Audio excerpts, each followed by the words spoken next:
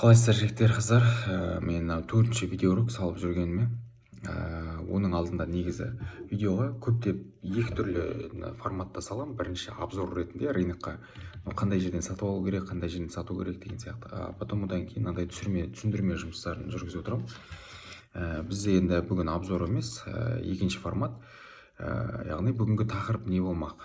Бүгінгі тақырып мысалға адамдар айтып жатады, қанша ақша суммамен бастаймыз, қанша ақша, яғни қалай келеді бұл адамдар ситуацияда. Көбіне енді жаңағыдай реклама арқылы келеді бұл салаға, яғни тиктоктан, таргеттен, жаңағыдай инстаграмнан рекламалардан деген сияқты көріп қалады.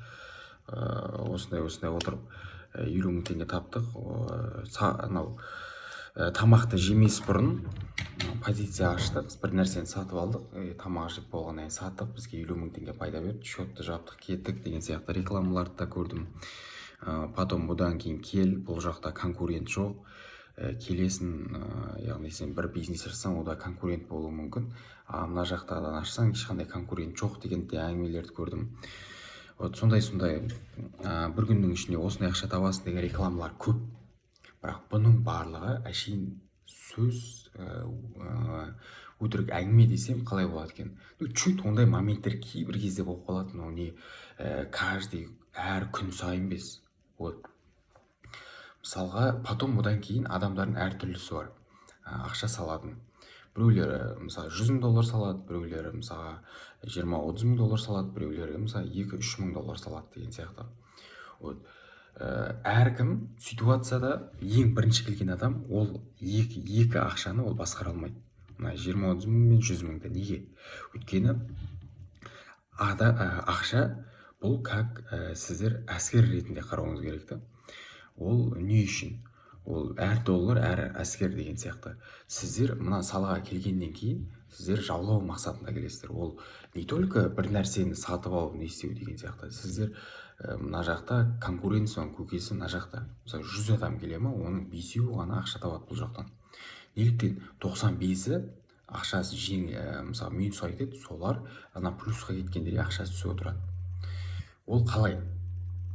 Мысалға сіз бір нәрсені сатып алдыңыз, например, ол қатты өсіп кетуі мүмкін біріншіден, екіншіден переоценен не деген сияқты өзінің жеке жасайтын анализдері бар, сол мақсатта. Мысалы сіз просто так жаңалықтарға еріп есеп сатып алдыңыз. Одан кейін ситуация қандай? Мысалға мұнай деген сияқты. Қазір мұнай жақсы кетіп отыр ғой. Мысалы қазір переоценен. Біздер оны алдыңғы жылы сатып алғанбыз. Оны барлығын ескертіп, есеп телеграмма да салдым. Есебім енді біреулер сатып алды, біреулер сатып алмады деген сияқты. Енді әркім бағына байланысты. Бірақ енді қазір хайп қатты кетіп отыр, адамдар уже кіре бастайды мұнайға. Ал біздер мысалы мен жаймен деп сатып бастадым, мен кімдерге сатам, сол енді сатып алып жатқан адамдар бар ғой, соларға сатып кетемін. Неліктен?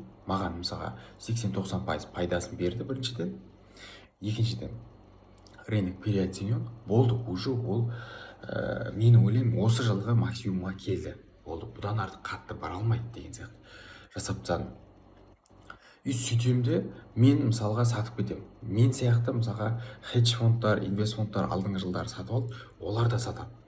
Олар қалай сатады? Оларда сумма өте көп. Олар сату үшін мысалға 100 миллион доллар мысалға сондай продажаның нәрсесін жасап жатыр ма, олар әркімге сатады. Анаған 1000 долларға сатады, наған 50 мың, наған 70 мың, 100 мың деген сияқты. Сөйтіп, мысалы біршама күндер өтеді, даже олардың сатуына да. Сразу резко сату оларға даже қиыншылық туғызады. Өйткені ондай сөйтіп алатын адам да болмайды. Сондықтан осындай хайповый нәрселер оларға керек. Чтобы мелкийларға сатып кету үшін. Анаған деген сияқты. Сөйтіп, мысалға біздің халықтардың нелері кіреді, сатып алады, қымбаттан несін. И потом баға түсіп кетеді. Неге? Актив бір жерде тұрған жоқ. Актив өсу үшін жоғары қарай. Мысалға, жоғары қарай өсу үшін олар барлығы бір жерде тұру керек. Ал актив жан-жаққа шашырап кетіп тұр. Жан-жаққа шашырағаннан кейін әртүрлі ой қалыптасады да, ол төмен қарай құлауға алып келеді. Мемлекетте структурасы да сондай құрылу мақсаты. Мемлекет қана бір жерде тұрса, яғни әскер бір жерде тұрса, ол әрмен қарай әскердің көбеюіне несіне алып келеді. Ал әскер шашырап, жан-жаққа не істеп, мысалы бытырақай қашырып не істейтін болса, мысалы елде болмайды не деген сияқты сондай. Акцияда да дәл осындай ситуацияда жұмыс жасайды. Сіздер ойлап қалмаңыздар, не үшін құлайды, былай деген сияқты. Ол оның структурасы, жұмыс істеу принципі вообще басқа, сіздер ойлағаннан да. Просто так еш нәрсе болмайды. Енді мысалы сіздер $50,000 бүйтіп сатып алып несет акцияларды деген сияқты. Сіздер оны просто так басқара алмайсыздар. Өзінің оның формуласы бар істейтінше. Мысалы осындай суммаға аламын, осындай деген сияқты. 50,000-ды да 10-ға бөліп тастайды, даже 20-ға ше. Анаған 2,000-ға, мына 3,000-ға. Тупо да олай емес. Қарайсың, адамдар скриндарын есін жіберіп жатады, портфельдерінің ішін қарайсың, 10-ға бөліп тастаған. Ол 10-ға бөліп жұмыс жасайтын нәрсе емес, ол и так ол кішкентай ақша ше. И соны сен минусқа кетіріп жатасың. Не үшін минусқа кетіп жатасың? Өйткені сен недостойнсың да оны басқаруға. Мысалы сен қолыңа 50,000 әскерді берсе, мысалы басқарды, сен оны басқара алмайсың ғой. Тура ақшада да сондай. Сен оны басқара алмайсың. Психологически әлсізсің, оны басқарудың өзінің білімі бар, жүйесі бар. Даже $2,000 өзінің басқарудың жүйесі бар. Оны мысалы үлкейтуге болады. Мысалы бір жылда мысалы 150% сондайға дейін жасапсақ, 150 даже минималды ол 200-300%-ға дейін жасапса болады. Сондай сияқты да. И потом адамдарды айтуға тырысасың, олай жасама, былай жаса деген сияқты. И түсінбейді ол. Мысалы потом барып минуспен келеді ше. Неліктен мысалы сен шошқаны қанша жаңағыдай жуындырып не істесең де, ол бәрібір де балшыққа бара береді. Кейбір адамдарда сондай, ол былай қарай жаса, былай жаса десең де, ол қайтадан өзінің ісіне, іс әрекетіне баса береді. Өйткені ол түсінбейді, ойлау қабілеті де сондай. Сондықтан ол просто так адамға бүйтіп ой салып несеп көресің, ол алда қарай ұмтылса ұмтылған, ұмтылмаса ол қала береді солай. Ол минуста минус. Ол адамдар ойланбайды да, не үшін мен минусқа кірдім деген сияқты. И потом келеді да, кейін келіп мысалға кітаптар оқимын, мынандай нәрсе жасап алайын, сосын барып кітап оқимын.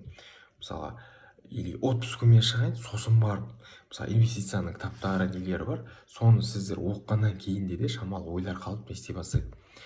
Бірақ оны ол адам кейін оқимын деп кейінге қалдырады да. На самом деле күніне бір сағат бөлсе, соның өзі жеткілікті. Бір мысалы инвестиционный портфельді басқару үшін. Оны ол кейінге қалдырды бір. Кейінге. Не үшін? Яғни оның неше түрлі ситуациялар бар. Яғни бір нәрсені бастау үшін мен демалуым керек, или ораза бітсін, или мынау не істесін, жаңағыдай отпускіге шығайын деген сияқты сондай әртүрлі ситуациялар бар. Мен вообще ондайларды түсіне алмаймын да. Ол бір салаға азаннан кешке дейін уақыт бөлудің керегі жоқ. Күніне тек 1-2 сағат болды. Сен ертең отпускіңде де сондай уақытпен өткізесің. Оны ол кезде де мысалға сен қыдыруың керек, не істеуің керек та. Сен күнделікті ол 1-2 сағаттық нәрсе ғой, сен азаннан кешке дейін тренировкада де сондай да, сен азаннан кешке дейін уақыт бөле алмайсың ғой. Бірақ күнделікті сен қайталап отырсаң, мысалы бір күн 2 километрден басасаң, 2 километр, мысалы бір ай жүгір, келесіде 2,5 километр деген сияқты. Сен арықтайсың, уже күнделікті энергияны таси береді деген сияқты сондай да. Оның барлығы туфта әңгіме. Яғни отпускіге шыққасын бастаймын, шамалы ақша жинап алайын, бір нәрсе деген сияқты. Оның барлығы туфта әңгіме да. Сондай. Потом одан кейін барып, не үшін адамдар алдыға жылжи алмайды? Не үшін? Бірінші жаңағы әңгімелер. Екіншісі өзінің жаңағыдай ойлау қабілетін ешқашан өзгертпейді. Мысалы бір нәрсе ойлау қабілеті қалады, чуть бір нәрсе айтуға тұрсасын, жоқ ол олай емес деген сияқты әңгімелерді бастап береді да. Мен өзімнің мысалға туған мен інімді ғана мен басқара аламын, болды. Қалған адамдарға былай тек ой салам, и былай не істесе мен мүмкін чуть қателесіп не істеуі мүмкін, кейбір адамға да өйтіп айтуға да болмайды даже деген сияқты. Мен мысалы інім сабаққа негізі барғысы келмеді, мен бардым, армияға барып тастадым, болды. Сол жақтан сен дұрысталарсың деген сияқты. Ол адамдар сен кейбіреуі оймен дұрысталады, кейбіреуі күшпен дұрысталады, кейбіреуі сол өзімен қалады. Жаңағыдай шошқа сияқты, ол қанша сен айтқанмен жуындырып не істегенмен ол қайтадан балшығына барып жата береді. Ол сущності сондай ол. Сен ешқашанда оны дұрыстап бүйтіп істей алмайсың. Сущності сондай. Ол барады қайтып істей береді. Өйткені сөйтіп жаралған, естелген. Кейбір адамдарда сондай. Солай болып қалу керек, болды. деген сияқты. Ал менің ол туғаным не болса, ондай ситуация болмайды. Сені барып не істеп тастаймын мен, болды, сондай қылып жасаң. Өйткені сен қазір сондай іс-әрекеттер жасамаса, менің інім, ол түсінбейтін еді. Ол мысалға ол сабаққа да бармай кетті, мысалға өмірі бардак болып кетті деген сияқты. Менің алдымда апарып тастадым, болды. Ол армияға барып не істеп дұрыс салу керек. Қазір енді мысалға аяққа тұрып, мысалы сабағына барып, оқуын оқып, жаңағыдай жұмыстарын істеп сөйтіп жүр. Сөйтіп іс-әрекеттер жасап жүр. Ол сондай. Сол кезде барып адам миына жаңағыдай таяқны тимейінше ол дұрыс салмайды. Жаңағыдай сен мысалы ақша салғаннан кейін сен недостойнсың ғой. Мысалы не үшін ол адам полковник болады, не үшін ол генерал болады? Өйткені ол сол жолдан этаптан өтіп мысалы да. Трейдингте де, инвестиция саласында да сондай. Сен бастап ақшаны басқаруды үйренуің керек. Мысалға $1000 қандай нәрсе сатып аламын, 2000-ға қандай, 5000-ға қандай нәрсе сатып алуың керек. Соның бәрін сен есебін шығара алмайынша сен уже недостойнсың сен оны басқаруға, ол ақшамен жұмыс жасауға деген сияқты ғой. Сенің бұрын егер сен минус кетіп жүрсең, мысалы ақша салдың, не істеп торговля жасап минус кетіп жүрсең, мақұл, ол сен 1 жыл жаса, 1,5 жылда, 2 жыл, даже 3 жылда жүріп минус жасап жүрсең, сенің ойлау қабілетін өзгерту керек болды. Ойлау қабілетін. Өйткені неге сен бұрынғы ойлау қабілетіңмен минусқа кетсең, и сол ойлау қабілетің арқылы сен плюсқа шығамын деп никак ойлама. Өйткені сенің сол ойлау қабілетің сені минусқа апарды. Болды. Сенің ойлау қабілетіңді дұрыстау керек. Өзгертуің керек та. Неге мен мысалға минус кетіп жатырмын? Неге мен алған акциям или криптовалютам минусқа кете беремін? Өйткені сен бір ошибканы қайта жасай бересің, болды. Саған контролер керек та, былай жаса, или сен былай жаса деген сияқты. Кейбір айтып отырғанның өзінде де жасамайтын адамдар бар. Ондай сияқты. Мысалға сен күнделікті азанда тұрғанда да ойлануың керек та. Мен не істеймін? Мысалға биылға мысалы пландар болу керек. Қандай нәрселер мысалға сатып аламыз. Биылға менде мысалы крипто үлкен фокуста крипто. Мысалы криптовалюталарды сатып алып жатыр, не істеп жатыр? Ол биыл сатып алған нәрселер келесі жылға планда уже. Келесі жылдың планын сен биыл жасап тастауың керек. Мысалы адамдар жаңа жылда план құрады ғой, биыл жасаймын, бүйтемін. Жоқ, сен үлгермейсің сен. Сен биылдың планын 2023-2024-те жасауың керек. Вот биылдікі өтіп кетті уже. Сен биыл не істейсің? Биыл уже сен келесі жылдың пландарын жасайсың. 2026-ға, 27-ге қандай, мысалы 150, 200%, 300% беретін қандай өсімдер бар, соларды зерттеуің керек. Потом одан кейін day trading деп мен қаным ішкен адамдар бар ше.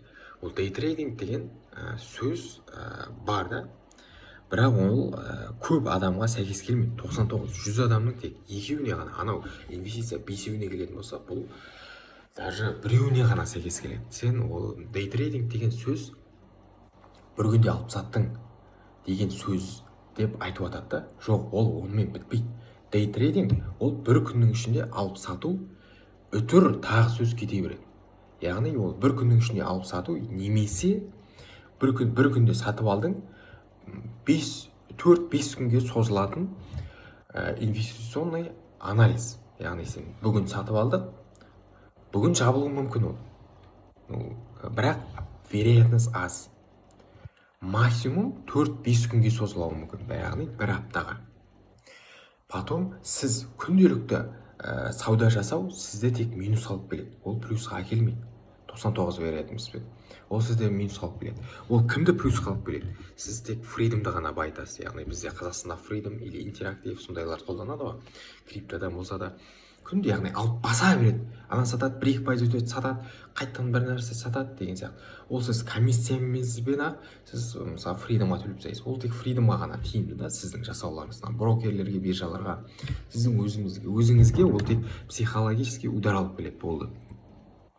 Сіз аптасына тек 2 сделка өте успешный сделка солар. Даже айына мысалға солай жасағанда аптасына 2 сделка, айына 8-9 сделка өте сізге плюс алып келеді. Өйткені неге? Сіз көп жаңағыдай сделкаға кірген сайын плюс әкелмейді. Өйткені неге? Техниканың да өзінің жұмыс істеу уақыты бар. Мысалы күнделікті 200 сағат, ол уже 200 сағаттан артық мысалы жұмыс істеп несесе қызады деген сияқты. Сондай, адам да сондай, мида жұмыс істеу принципте сондай. Сіз күнде өйтіп жұмыс істете алмайсыз. Бұның бәрі психологический давление ше. аптасына 2 сделка. Сол 2 сделка сізге 10%-дан бергеннің өзі 20% беріп тастайды. Бұл краткосрочный сделкаларға. Общий депозитке беруі мүмкін, краткосрочный сделкаларға беріп тастауы мүмкін. Каждый ден өстіп 8 сделка айына жасағанда 8-9 сізде екеуі минуспен шығады. Екеуі мысалы общий депозитке мысалы 3-4% беріп тастаса, аналар сізге 20-30% беріп тастайды. Мысалы 10 мың доллар 5 миллион теңгені айналдырып жатсаңыз, миллиондай беріп тастайды. Сол кезде анда жақта минусыңыз емес, сізге 800 мың теңге ақша қалады да. Сіздер осылай ориентир қойып жасамасаңыздар, сізге по-любому минус қойып тастайды. Ол каждый ден сізге жасау, ол плюс әкелмейді. Сондай. Потом бізде енді инвестиция жалпы 3 бағытқа бөлінеді да. Біріншіден мына акция жағы, одан кейін крипто, үшінші бізде форекс жағы. Форекс енді инвестиция ретінде ала алмайсыз, сіздер краткосрочный торговля ретінде алуға өте болады, бірақ енді өзім онымен торговля жасамай, криптомен акция сіздерге более жақсы деген ойдамын. Өйткені неге? Мысалға сіз бір жерде дәрігерсіз, несіз, сіз өзіңіздің трейдер боламын деп тастап кетпейсіз ғой жұмысыңызды. Қанша жыл оқыдыңыз, не істедіңіз, мықты білікті маман болуыңыз мүмкін деген сияқты. Бірақ сіз полноценно ол жақпен емес, мына жақпен де қатар алып жүруге болады. Яғни бір акцияны немесе сатып алып, ұзақ мерзімге, ұзақ деп айтпаймын, орта мерзімге. Алдағы мысалға орта мерзімде биылға жақсы 200% өсетін ETF-тер бар, несі бар деген сияқты сондай бар. Мысалға сондайларды зерттеп, зерттеуге мысалы бір апта уақыт кетуі мүмкін, орта мерзімде. Бір апта зерттедіңіз, шешімін шығардыңыз, болды. Осыған ақша жинаймын. Мысалы әр нәрсенің өзін сатып алатын жері бар да, ертең төмен қарай ол құлау керек. Мысалы 10-15%, сол 10-15% құлам дегенше еще жинақ болу керек. Бір орында бүйтіп тұру керек. Сол жинақ болу дегенше 4-5 ай уақыт өтуі мүмкін. Сіз мысалы айлығыңызды алып жүрсіз, дәрігерсіз, или басқа салада жұмыс жасайсыз, ай сайын айлығыңызды бүйтіп бөліп не істеп отырсыз, сол кездің өзінде мысалы 2-3 миллион теңге біреу бөліп тастауы мүмкін, біреу 200-300 мың теңге жинауы мүмкін, біреу 20 миллион теңге жинап тастауы мүмкін. Енді әркім ситуациясы әртүрлі. Мысалы сөйтіп жинап тастағаннан кейін мысалы 200% сделкаларды бір жыл күтсеңіз, ол сізге 200% беріп тастады. Әдемі да сондай нәрселер, сделкалар. Сізге мысалға сіз аздан кешеден жүре алмайсыз, есе алмайсыз деген сияқты. Сізге біреу келіп сделка дайындап бермейді. Сіз өзіңіз решение шығарып солай жасайсыз. Яғни айлығыңызды жинап есеп деген сияқты. Мысалға адамдар айтып жатады, үйдің бағасы келесі жылдары, одан келесі жылдары өте қатты өсімдер болады. Неге?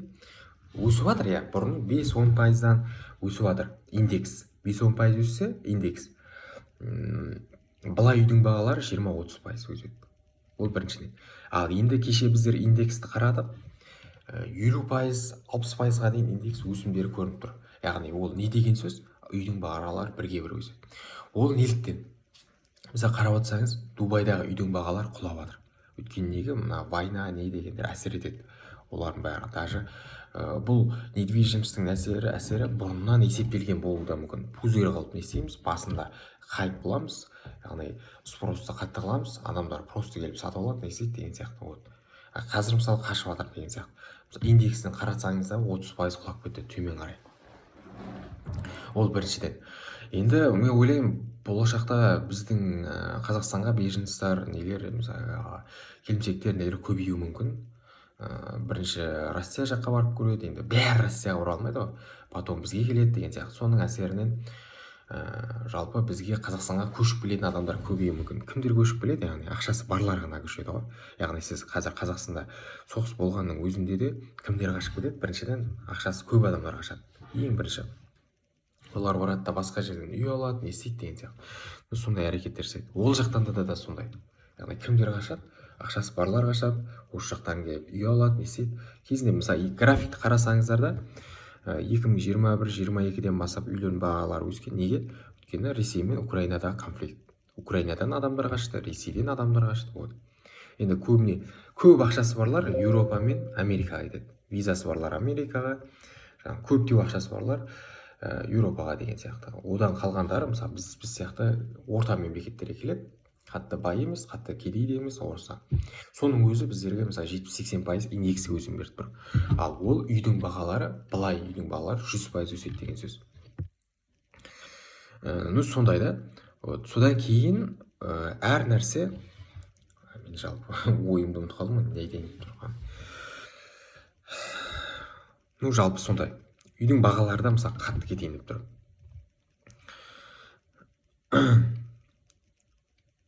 Ой, отбасы банк не дегендер мысалы қалай ақша табады, соны айтқым келіп тұрған жалпы. Сіз мысалы ақша бересіз ғой, мысалы ол жаққа ақша жинайсыз, не істейді, сол ақшаны тұрып ірі олар компанияларға салады.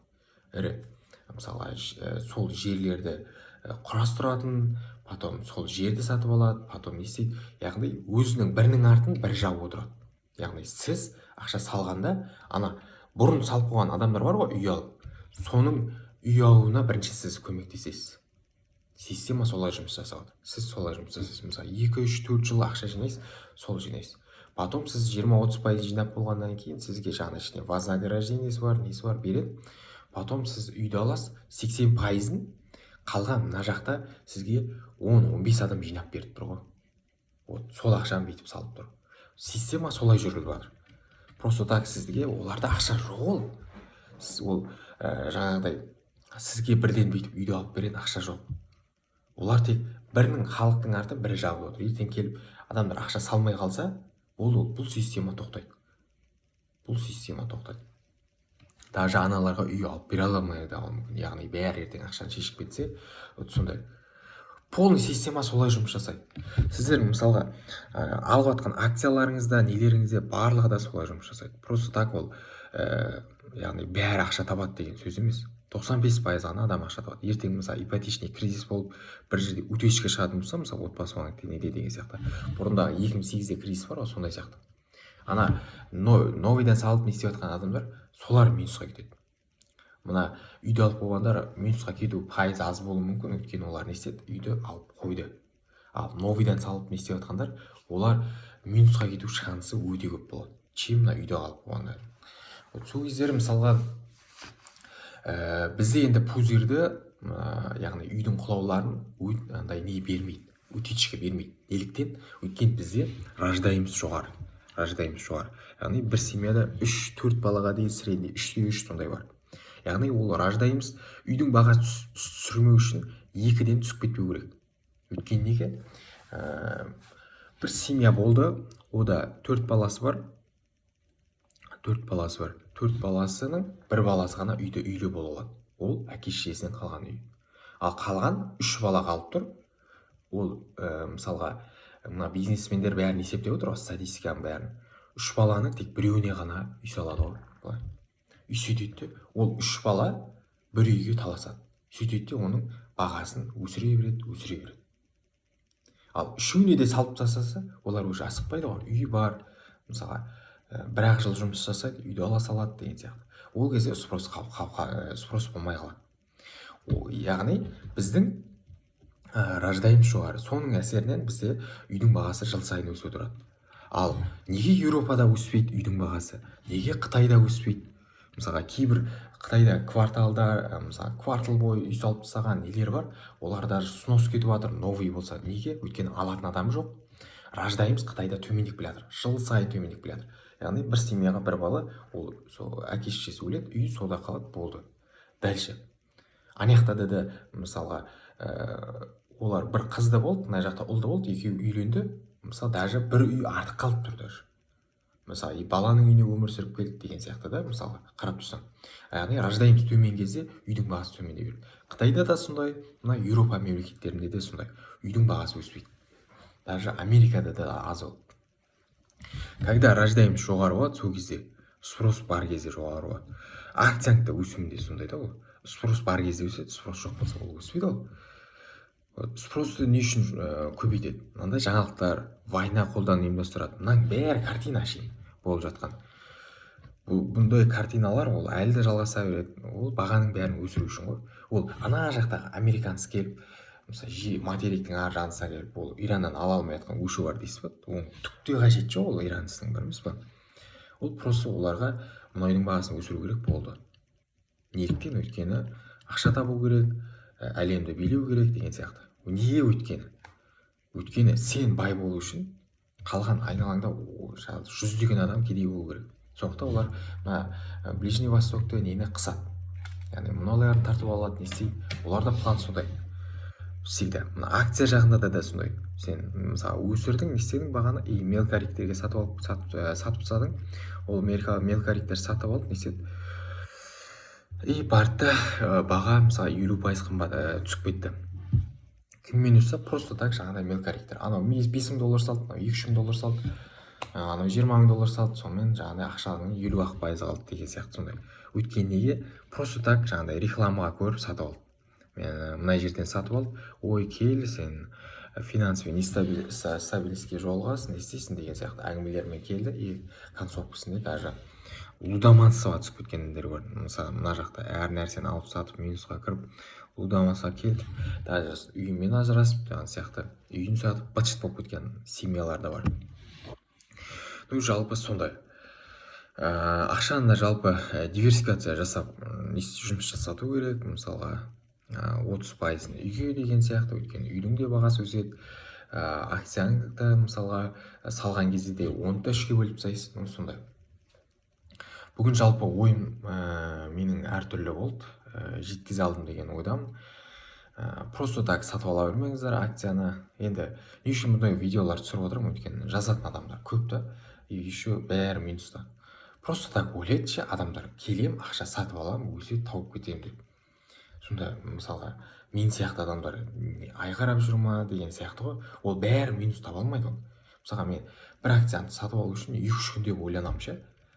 Сен келіп бірден сатып алып не істейсің?